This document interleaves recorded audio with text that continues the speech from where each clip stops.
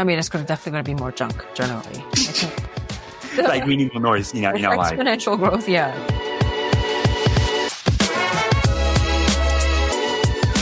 Welcome to Culture and Code, a podcast about the biggest shifts in culture and tech. I'm Rei and Tara, the founding partner of I&Co, a global innovation firm based in New York, Tokyo, and Singapore.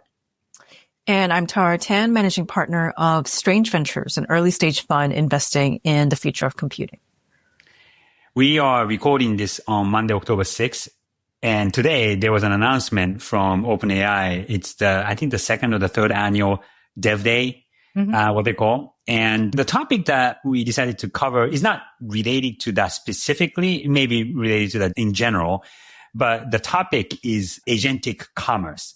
And you've written a couple of newsletters in the past few weeks, just because I feel like, anything agentic has been in the news quite a bit. OpenAI has been dominating the AI news circuit quite a bit. And, almost, again, maybe timely just because of the OpenAI Dev Day. But why don't you start off with what you've written in your recent newsletter? And so let's start with that. Yeah, I mean, I think there's a couple of things that rolled up to today's announcement. But in general, I think the biggest breakthrough is OpenAI is trying to move towards ChatGPT as OS, as an operating system. And so that means you can embed apps within the chat interface. So being able to pull up a Booking.com recommendation, some recommendations from sellers on Etsy. I think over 1 million sellers on Shopify and Etsy are already available through ChatGPT. Right. And that was the Agentic Commerce article that I wrote, where you can basically check out through ChatGPT now. Yeah.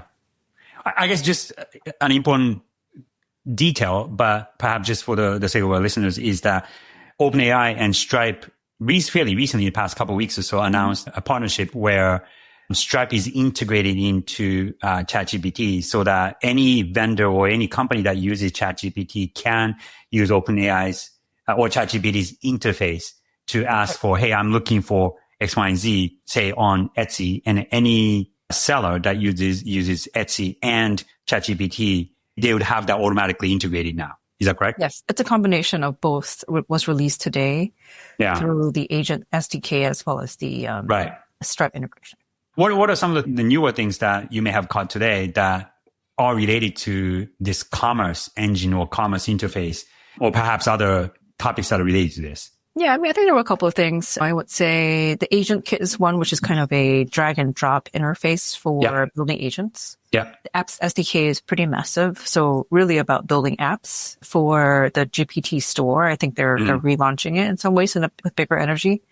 And then Sora 2 as API. Yeah. So that means being able to use video generation within a workflow, which I think are pretty key.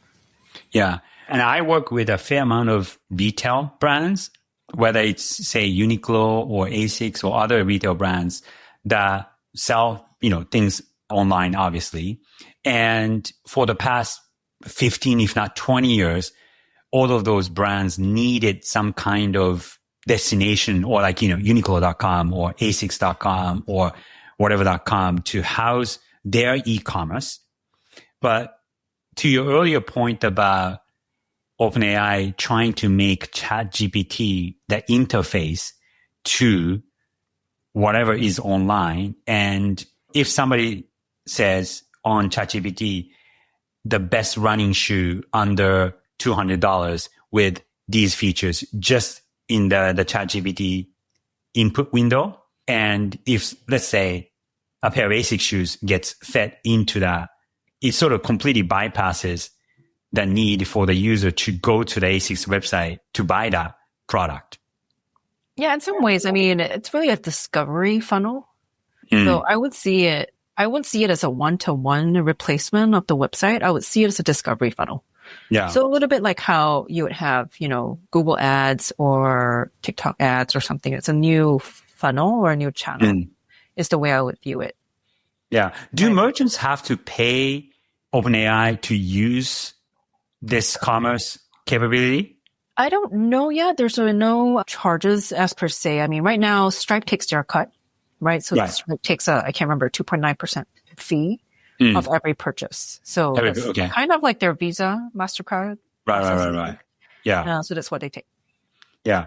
So do credit card companies, who should be scared with this move? I think it's going to rejig. So I would say, surprisingly, stuff like growth advertising or advertising companies would have to rethink. Say more on that. So, instead of running just a ton of Google ads, social media ads, it's going to change because there's a new sort of discovery channel here through ChatGPT. Yeah. I think that there's a lot of structural database stuff to work out. So if you are in retail, you would have to have all your SKUs be filled out with like the right metadata so it's discoverable by machine. Yeah. Yeah. All that's the backend stuff, but it's really important. So how ChatGPT now surfaces it would be they try to match based on the user's habit, what they're looking for, and what they can find off their metadata. So I think there's a lot of backend stuff that needs to happen for retail to kind of get it in order. And then I would say, who should be scared? I do think, Visa and MasterCard or the traditional payment rails companies are aware of this, right? Yeah. The race towards stable coins, which are a sort of form of cryptocurrency that's pegged to the US dollar, but moves a lot quicker, has been, on a rise for the last, 10 years. Yeah. So I think everyone's moving into space, but obviously Stripe sounds like they have ambitions to really be that AI native payment layer. Yeah. For the web. Yeah. Other than OpenAI and Stripe, who wins in this new rejigged world? This whole rejigged world. I would say, Google ads are probably taking a hit. We'll kind of work through it. Yeah. Google ads will take a hit, right? Yeah. If people are spending ad dollars, not just in Google, which has been the dominant form, then, I would say that there might be a hit there. Who wins? I mean, it's hard to say without it in practice, right? So for example, are ChatGPT recommendations recommended fairly, or is it recommended by auction? Which is the same for Google ads. When you search for Google, they'll recommend it, right? It's all auction based. Yeah. Who pays more for it? Who pays more for it? Right. Who pays like the eyeballs? Same thing, right? So it's like ad space, premium ad space. So again, it's still early to see, if these spaces or these recommendations are auctioned off, or truly fair, or personalized. I think that's one, because in the latter case, if it's truly personalized, then I would argue that the consumer wins. But if it's auctioned off, then I would say less. Right. It's no longer objective recommendation of products, but it's highly influenced, monetized exactly. version of product recommendations. Yeah. So it's early to say there. Who are the winners? I would say companies that can probably get ahead, in terms of being discovered on GPT. I think those are interesting. Those are interesting, right? I think the optimist side of me says that a move like this has removed a lot of layers between a consumer and a product, and could remove a lot of frictions between the two, the end user and the end object or end product or end service. So the optimist side, and drastically simplifying the funnel, going from, hey, do I want this? I want this, or I need this, that funnel. The pessimist side of this, and if OpenAI, Stripe, or any other intermediaries in this case, if any of them tries to monetize it in a way that's to their advantage as opposed to the user's advantage, such as like ranked results based on what the merchants or the advertisers pay, then it benefits the platforms, not necessarily the seller. The other thing that I wonder if this could create is more junk messages. And if this agent is being proactive about recommending products because the agent thinks that I would want this based on my calendar or based on my whatever. Just like the same way that... that's exactly what I wrote in my newsletter, which is like, this could create the world's most persistent sales assistant because proactively, based on what context they know about you, they can proactively sell this. Yeah. Yeah. I mean, that's what email has become in some ways, in many ways like I have, I'm not the only one to have multiple email accounts, to have kind of like a burner email account just to, sign up for, commerce services. And it ends up being the bucket for spam mail. And then I have other email accounts to use either for work or for personal communication and other things. But for commerce specifically, I have a burner email account just to filter, to deposit that. Yep. I wonder if this ChatGPT interface with a commerce payment functionality embedded could create something like that. I mean, it's definitely going to be more junk generally. I think. Like we need more noise, in our life. Exponential growth. Yeah. It's like, instead of the Moore's law is junk law, it's like, it's definitely going to grow. I do think I have a contrarian thought, which I do think on the retail side, brand and brand mindshare is actually going to be even more important. Yeah. It's going to be even more important. Right. If, you're not discovering something through sort of a search engine, I would say, brand has to be top of mind. And the brand story is often not told through one channel. It's told through multiple channels, right? Yeah. And I would say that's going to be more important than ever. Yeah.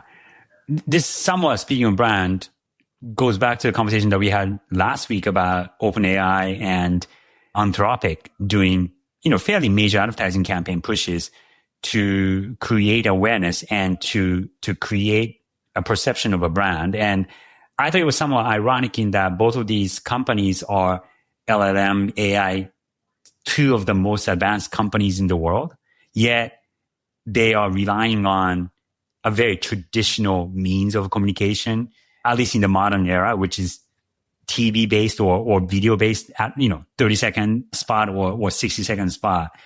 I thought it was somewhat ironic, and we may have talked about this a little bit last week, but that these companies are using traditional media to create a brand, even though they are the most advanced AI companies in the world today. I think that's strategic. I mean, they've already covered anyone who is tech-minded or, sort of leans technical or are interested in tech. Like, they have already enough mindshare. So in the tech space. In the tech space, yeah. So, going traditional sort of audiences is definitely a strategic move. Yeah. It's to bring on board the slower adopters, I would say. Which is by far the majority of the market, or, in the general mass market. I mean, ChatGPT is at now like 700 million users. Yeah, 700 to 800. Yeah. Yeah. So it's growing fast. Yeah. Fast. I wouldn't say, I wouldn't say that it's, but I think, moving it along the adoption curve is probably key. Yeah. What, agentic commerce as a term is a relatively recent term, but this kind of conversation-based commerce has been around, or at least has been talked about for quite some time. One of the classic examples of this AI or smart shopping experience is, I have this travel coming up, or, I'm looking for a flight option. Right. And you ask an agent for a recommendation. And that's been talked about 10, if not 15 years. And I haven't seen it materialize in a way that's ever been talked about.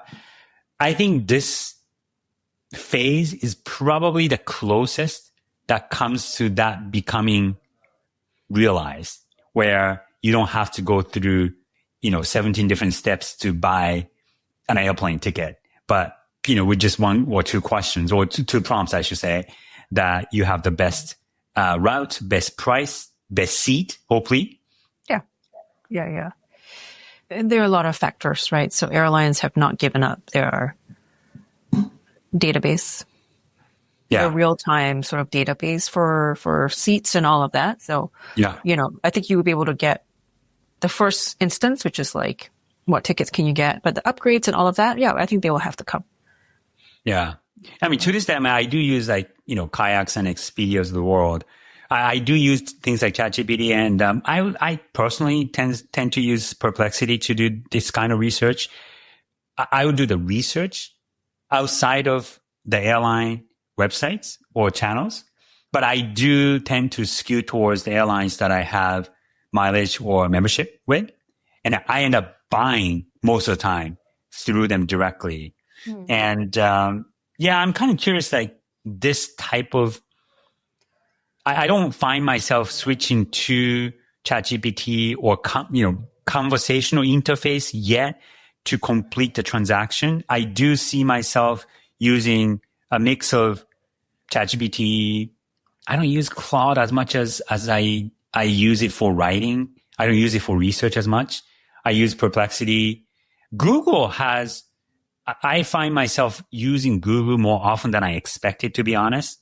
When ChatGPT and Perplexity became a thing, I did find myself using Google less and less, but then relatively quickly, they integrated the AI answer feature so that, I can see at least a summary of the answers and links in a relatively easy manner. And, so Google has been getting a lot of the noise, negative noise, just because like OpenAI tends to get a lot of the positive noise and dominates the news space. But I mean, given the scale and size of Google, I wouldn't be surprised if Google introduced a similar feature relatively soon. Yeah, they already have it all set up. They have the sort of the protocols. Yeah. They do have, sort of the Asian, I can't remember what it's called, Asian payment protocol out there. Yeah. It's definitely, on its way. Yeah. What's the best case scenario, do you think, of this type of move for consumers or users in general? You mean on the consumer front? Yeah. On the user front? I mean, just better experience, easier, right? Being able to do search with context versus keywords is a big change. Yeah. So that means like you can put in, I want a trip to Borneo to see orangutans. I don't but I don't want to, I want to keep my drive beyond, below 1 hour or something. Whatever. You can put all these parameters in. Whereas when you did it by traditional search, which was keyword based, you wouldn't have been able to find it. Right. So I think the reasoning layer is great for consumers. Yeah. It's a better experience than traditional search. Yeah. Except if these platforms start to try to monetize too much and try to incorporate ads or ranking. That's actually going to be ads. It's already announced. It's already announced. Yeah. It's going to be ads. So, I mean, it's all there. It's just the fine balance, right? So like, where does the balance tip? Yeah. Is where it is. But yes, there will be ads for sure. Yeah. I think that's definitely in there. Yeah. These are not nonprofits, as we know. Well, one of them started that way, but yes, that way, but it doesn't look that way. So, ads are already going to be in there. I think it's obviously the balance. But yeah, I'm curious from your point of view, if you were a brand, what would you do? If I were a brand, what would I do? I think the easy temptation is to think about how do I sell more stuff? And that's sort of an obvious temptation, right? Every brand needs to sell more stuff to people. I would think about what would be most useful and what would be most helpful to the end user. That's how I would approach it. Because I think if you are in the mindset of trying to sell more stuff, then the interest is less about the customer. It's more about you. You're trying to grow your business. You're trying to sell more stuff. Instead, I would think hard about what would this capability, how would it help the end user and to remove friction, and how can it be more valuable to them, even if it means selling less stuff, which I think is very difficult. A lot of brands to think about. Again, just because selling more stuff is from a business perspective is what they need to do.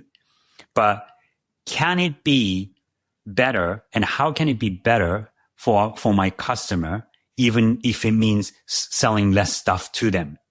Because ultimately, if I as a brand do something that's truly meaningful and truly valuable for the end user, long term, I think it will benefit the brand. Do you actually see this trend within retail companies? No, I don't. I see some brands, like Patagonia is a good example of a company or brand who doesn't overtly try to sell you more stuff. They've done initiatives and campaigns to explicitly tell customers, hey, don't buy a new jacket from us. Or, hey, we're closing the day on Black Friday. Black Friday is supposed to be the biggest commerce day in the US, but they've made a choice to close that day because they want their sales staff to take that day off to go outside and to take a walk, to go hiking, to go mountain climbing. So Patagonia is, and it's not a publicly listed company, so they have the benefit to be able to have more control of their own destiny.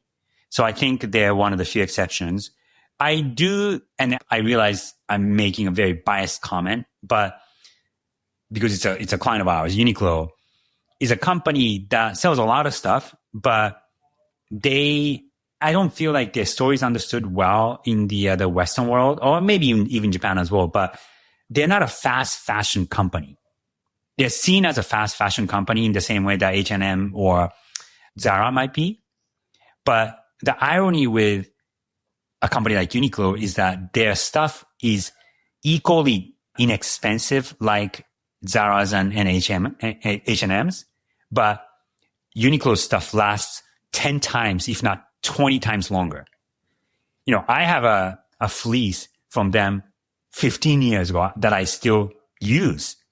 And, and because it's a basic item, it's not on trend or it's out of trend. So they sell less stuff in that way than H&M, Zara, or even more recently, Shein, But again, having worked with them for such a long time and having heard from the founder, Mr. Yanai of Uniqlo, the way he talks about, he's so obsessed with doing the right thing for the customer.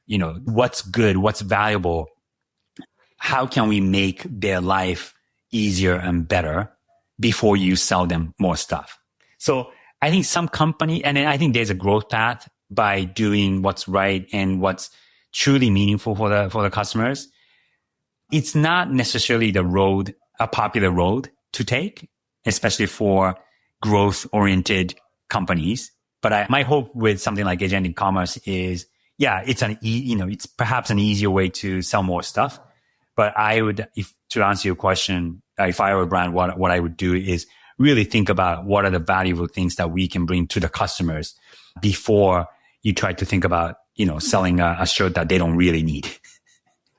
I think I don't know. I feel like that's quite a highly principled stance. Yes, I agree with that. Not many brands are built around it. I mean, it kind of reminds me a little bit of another Japanese brand called Muji, right? Muji, yeah. Well, of course. They were designed around taking a deeper look at everyday things, right? Mm-hmm. Even a pencil or a pencil sharpener has something special that's obviously well designed and well thought out. So that was like, a little bit of the cornerstone of their brand. But it's quite rare. I feel like it's quite rare. That sort of thoughtfulness or really craftsmanship around mass design is quite rare. Yeah. So I totally realize that this type of very principled approach may not be popular. Having said that, I mean, Uniqlo is now the number 3 apparel brand in the world. And they're in So it surpassed Gap a long time ago. Inditex, which owns Zara, is the number 1 apparel retail. And Zara, from a volume perspective, is number 1. And H&M and Uniqlo are second and third.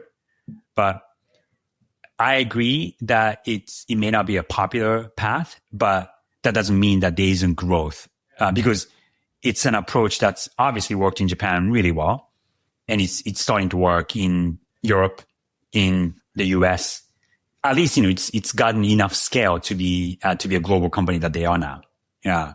So it's probably not an easy path, and it's a path that's definitely slower than what Wall Street would like. It's not like every quarter you're growing 20%, 50% kind of thing.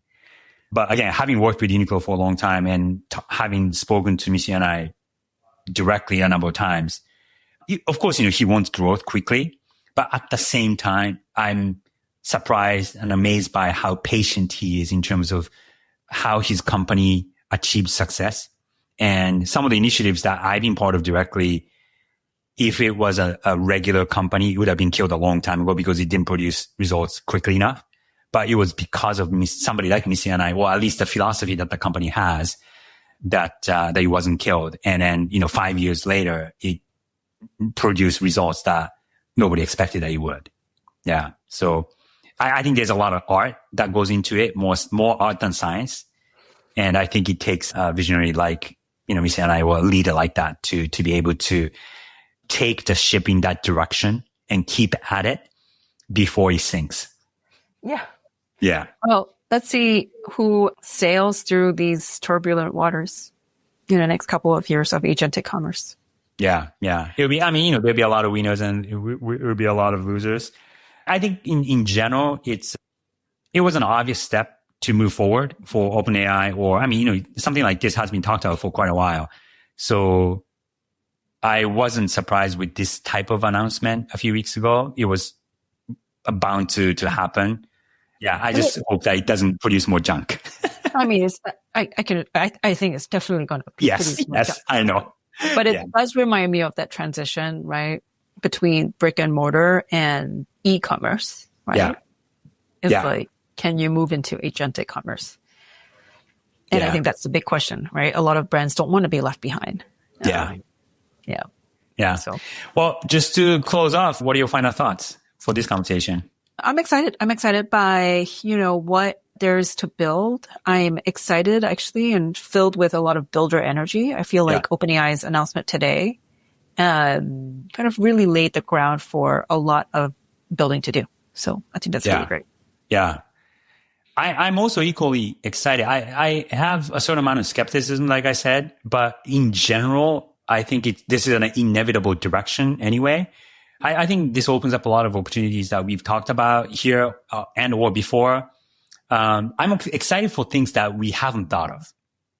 Yeah. And, what are the ideas that would make me go, oh, I hadn't thought of that? Or what are the ideas that I could be part of that would make me think, oh, you know what? This is something that I haven't seen before. My favorite moment in the demo today, I don't know if you saw this, was the demo with Mattel. Okay. The toy I didn't see company. it. No. So they took a pencil sketch of a new Hot Wheels toy and turned it into an animated video with Sora. Oh, wow. It was so cool. Like, honestly, it was pretty epic. Okay. So you could see the car going around. It was like one of those, with lots of tunnels and hills. Right. It was pretty epic. So. Yeah. I'll make sure to check it out. Yeah. Make sure to check it out. Okay. Right. See you soon. All right.